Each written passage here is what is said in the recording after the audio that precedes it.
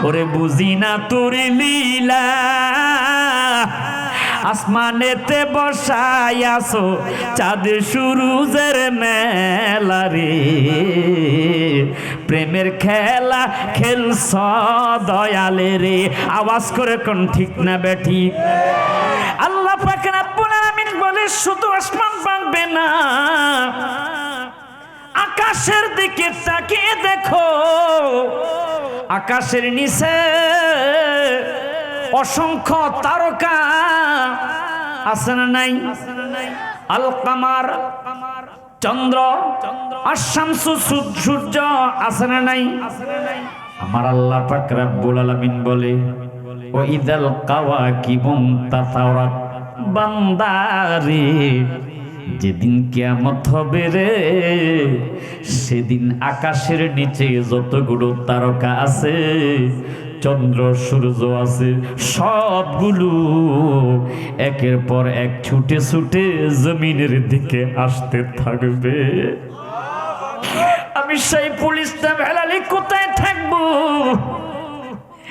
আজকের মাহফিলের প্রধান অতিথি আমার ভাইজান জনাব মোহাম্মদ আবুল কালাম সাহেব কোথায় থাকবে ও বন্ধুরে আজকে আপনারা আমার সামনে বসে আছেন একের পর এক বিদায় নিয়ে চলে যাবেন এমন একটা জায়গার মধ্যে চলে যেতে হবে আপনারা সবাই বলেন সেই জায়গার নাম কি এত আস্তে বললেন মনে হয়ে যাবেন না যেতে হবে কি হবে না আর জোরে জোরে কোন যেতে হবে কি হবে না আজ না হয় কাল তুমি যাইবা কবরে যাওয়ার সময় চেয়ে দেখবারে মুসলিম শরীফের হাদিস বুখারী শরীফের হাদিস আমার নবী কয়ে যাওয়ার বেলা সব কিছু তাকিয়ে দেখবে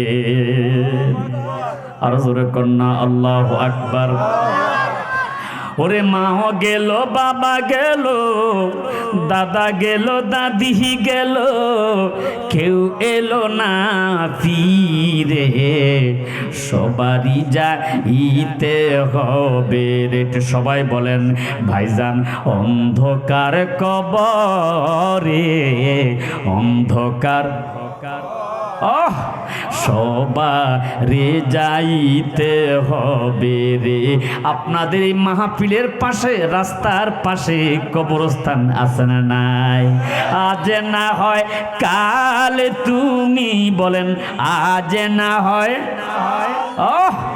যাইবা কবরে সবারই যাইতে হবে রে ভাইজান অন্ধকার কবরে অন্ধকার কবরে সবারই যাইতে বন্ধুরে আমার আপনার নবী হায়াতুন নবী জিন্দা নবী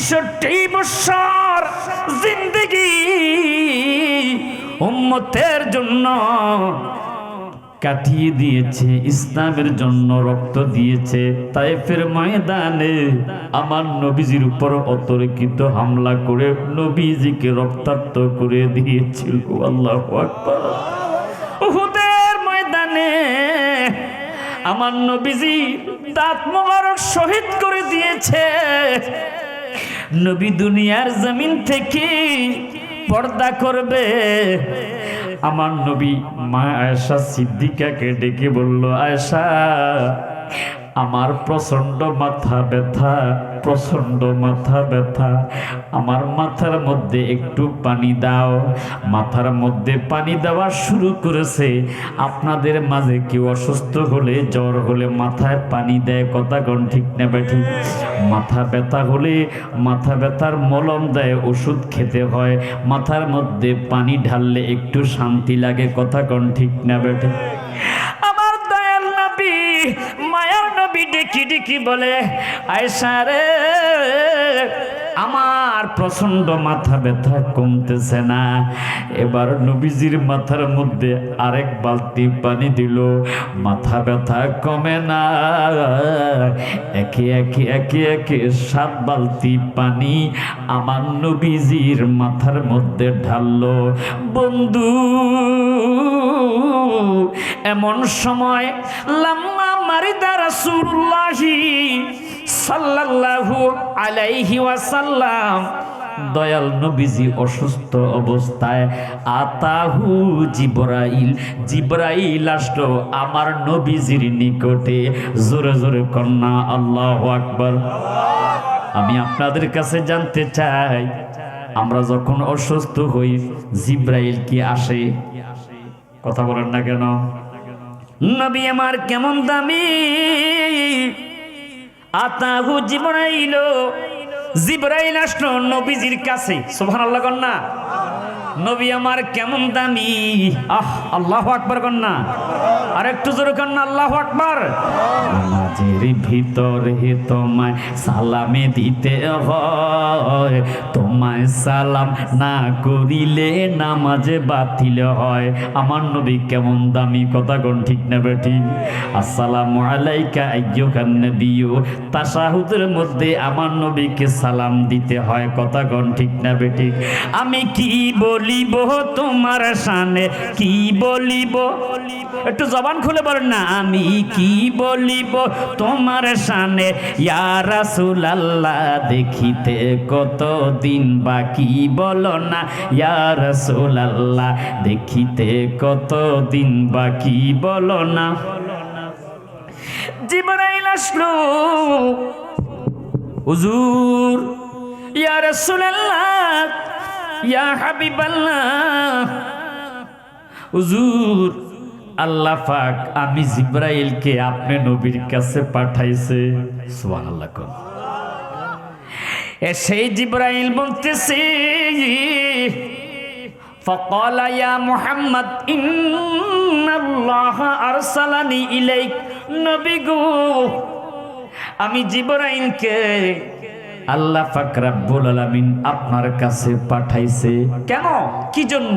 হুজুর তাকরীম আল্লাহ ওয়া তাশরীফ আল্লাহ খাসাত আল্লাহ, আপনি যে কত সম্মানিত, এই সম্মানকে দেখাইবার জন্য, সম্মান বুঝাইবার জন্য আমি জিবরাইলকে আল্লাহ পাক আপনি নবীর কাছে পাঠাইছে। ও মেরা নবী, মেরা নবী, মেরা নবী হে, বলেন মেরা নবী। কি আপনারা একটু মহব্বতে বলবেন না? আল্লাহ কা ফরমানা আলম নাশরহ লাকা সদরাক, মনসুবে হে জিসে ওয়া রাফানা লাকা যিকরাক, জিসে जाते कुरान, जिस जाते कुरान में भी जिक्र जोली है, ओ मेरा नबी, मेरा नबी। माशाल्लाह सबाई मेरा नबी, मेरा नबी। नबी गो আল্লাহ আমি জিব্রাইলকে আপনার কাছে পাঠাইছি। ইয়াসআলুকা আম্মা হুয়া আ'লামু বিহি মিনকা, আপনি নবী অসুস্থ আল্লাহ জানে, এরপরও আমি জিব্রাইলকে আপনার কাছে পাঠাইছি। আল্লাহ গায়েব জানে কি জানে না? তো জিব্রাইল রে কেন পাঠাইছে? কথা কোন ঠিক না বেঠিক? নবী অসুস্থ, এরপরও জিব্রাইলকে আল্লাহ পাক নবীজির কাছে পাঠাইছে। অনেকে বলে নবী গায়েব জানে না। গায়েব যদি জানতো উহুদের ময়দানে কেন গেল, মায়ের কেন খেলো, এই হাকিকত কেউ বুঝবা না। এই হাকিকত আল্লাহ এবং তার রাসূল ভালো জানে। কথা কোন ঠিক না বেঠি? আমার আল্লাহ পাক রব্বুল আলামিন ভালো করে জানে। ইয়াসআলুকা আম্মা হুয়া আ'লামু বিহি মিনকা, হুজুর আল্লাহ ভালো করে জানে আপনার কাছে কেমন লাগতেছে। এরপর আল্লাহ বলেছে, ফাকালা ইয়া মুহাম্মদ সাল্লাল্লাহু আলাইহি ওয়াসাল্লাম, আল্লাহ জানতে চেয়েছে নবী গো, ফায়াকুলু কাইফা তাজিদুক, এখন আপনার কাছে কেমন লাগতেছে?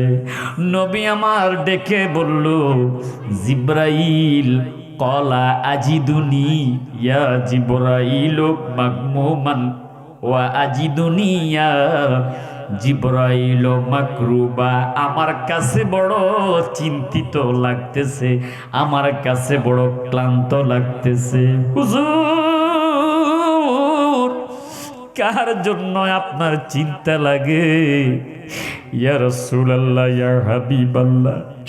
নবী আমার ভেল ভেল করে কেঁদে চোখের পানিগুলো ছেড়ে ডাক দিয়া কয়, জিব্রাইল রে, আমার উম্মতের জন্য আমার বড় চিন্তা লাগতেছে।